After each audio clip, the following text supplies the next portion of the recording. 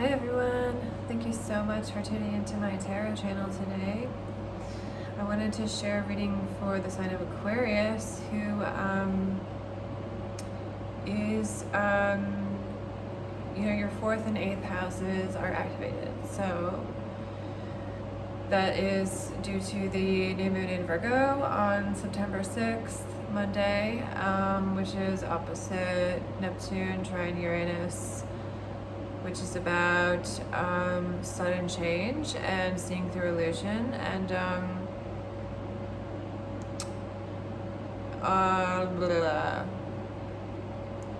let's see, your 8th house is also activated with the Mercury, with a Libra that's happening.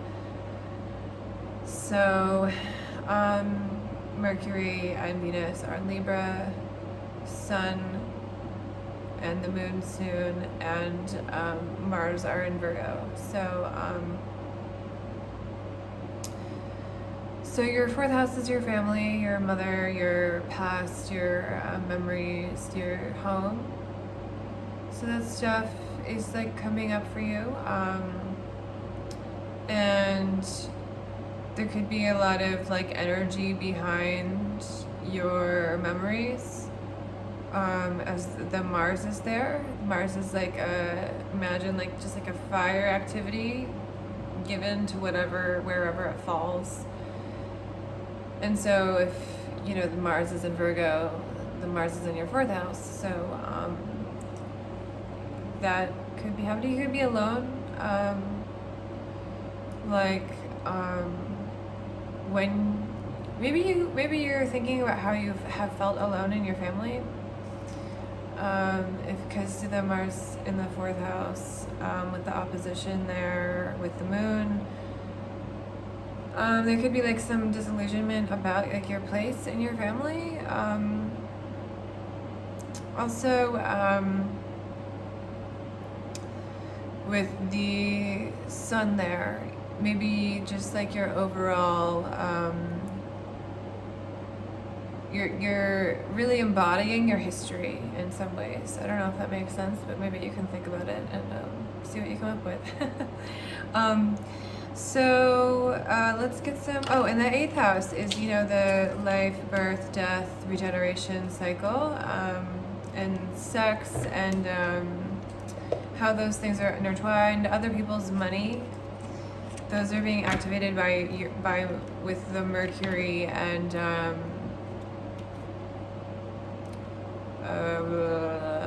Venus placements, sorry. Venus and Mercury and Libra activating your 8th house. So Mercury is communication, Venus is love and harmony and money, and so maybe like you're benefiting from some like joint money with the 8th house being activated in by Venus and Mercury. It could have to do also with like a skill, like with the Mercury there, or communicating, learning, teaching. So I think that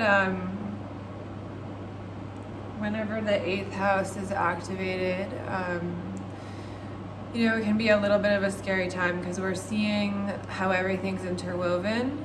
I was talking about the 0 before, which actually does relate to the 8th house because Pluto is related to 0. And Pluto is Scorpio, and the 8th house rules Scorpio. So, anyway, whenever the 8th house and the 4th house is activated, I'm sure that you'll be seeing and thinking about, with Mercury being activated too, for you, about cycles, about how sometimes death happens and then births happen, about how, for example, in my family, when there was a great loss in my family when before I was born, like 2 months before I was born, there was a big loss in my extended family, and then of a young person. And then my cousin and I were born on the same day, so it sort of like brings, you know, it was hard for people in the family because they were all like grieving, but also had to be present for this beautiful life that was happening. And this, like, you know, life, you know, it's not just about cycles, it's about transformation with what's what this 8th house and what Scorpio teaches. So like there could be some like transformation happening for you, especially with how you communicate and with how you love your and with your money situation. Yeah, so anyway, I'm gonna pull a few cards for you, and I think that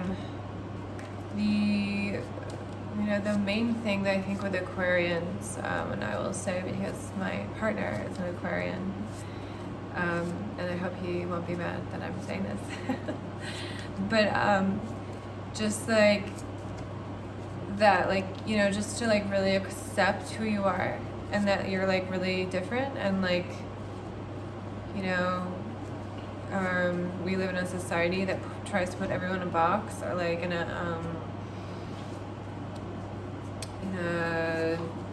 I don't know, in a symptom or in an identity or in a whatever, like give everyone a label. But Aquarius is really someone who tries to defy labels almost angrily with the fixed element there. Okay, so we got a couple of cards for you here, and I'm gonna pull one more from the Doreen Virtue. Okay, so let's see what comes through. Okay, so we got, the first card that I pulled was 5 of Cups, so emotional disappointment and change with the 5 there. This is really just like sadness and really just like disappointed, you know, is the main word I feel with the 5 of Cups. We got the King of Cups here. So, you know, you're really maybe getting in touch with your emotions in some way. Maybe you're feeling like authoritative, you know, and maybe there's a person in your life that's a male that could be helping you with your emotions. King of Cups is like the male nurturer emotionally. Reverse, it could be about depression, but upright, it's sort of like about joy and creativity and like, I would say like the positive, like divine masculine. Anyway, we also got the 3 of Swords. So like maybe you're recovering from a heartbreak or like still dealing with a deeply, this card is either like you're inverting the heartbreak and into like receptivity with the 3 here, or you're it's like a deeply held heartbreak that could be beyond the situation that you're in, you know, and with the stuff we got about the family and not feeling like you fit in and seeing cycles, that could be meaningful. So we also got Princess of Spring, optimistic, enthusiastic, creative, energetic. It's time to go after your dreams, do something that expands your horizon, let your creativity take flight. So this is like a feminine energy, like, you know, and spring is about birth and, you know, crocuses coming up and like new flowers and beauty and growth, and it sort of reminds us of how nature, like, it seems like everything's gone and like cold, and but actually it's still growing. Yeah, so this could be a really good time to just get in touch with your creativity. And I know Aquarians, their creativity comes from being progressive and forward thinking. So yeah, I'm gonna pull one last card for you, and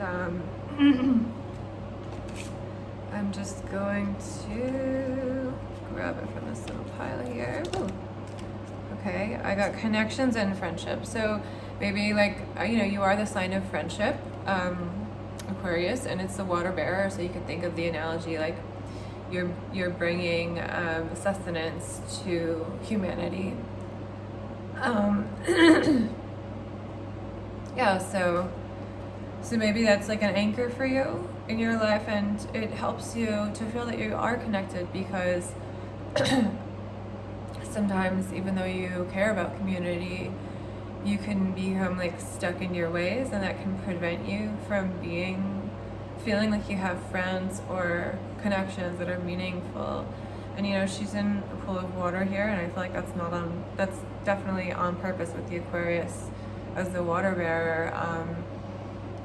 And there's an angel with a garland for friendship. So like maybe with your creative, I just think of people making beautiful garlands, and maybe with your creativity, and also like the ripples in a pool, maybe like you're making changes in creative partnerships. Maybe that's gonna really help you, like even like doing something physical with your hands right now.